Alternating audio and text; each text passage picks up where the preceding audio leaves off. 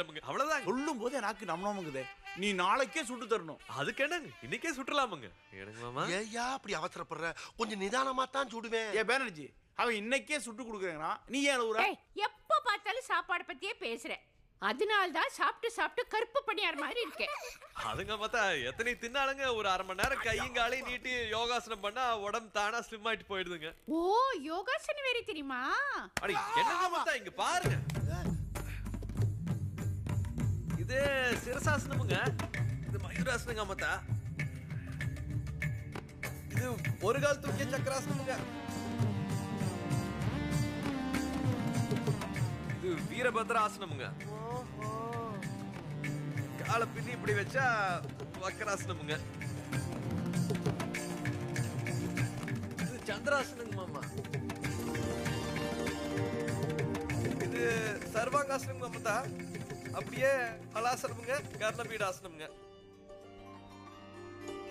இது ஒரு கை உத்திட்ட கூர்மாசனமுங்க. இதெல்லாம் எங்கப்பா கட்டிக்கிட்டு? பட்டிக்காட்டு போனா படத்துல எம்ஜிஆர் செய்வாருங்களே, உங்களுக்கு தெரியாதுங்களாக்கு?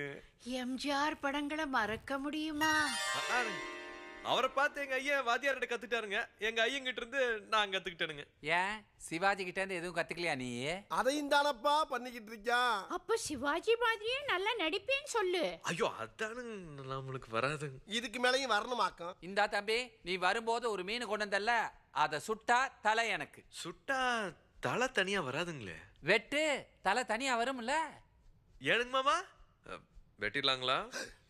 ஏயா ஏன் வாய கிளறீங்க? நீங்களா ஒரு முடிவெடுத்து ஏதாச்சும் பண்ணி தொலைங்க.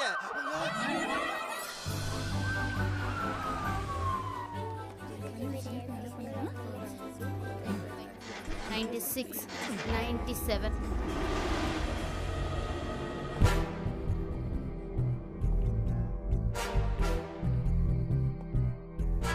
அம்மா சாப்பிட்டாச்சா? ஆனா சாப்பிட்ட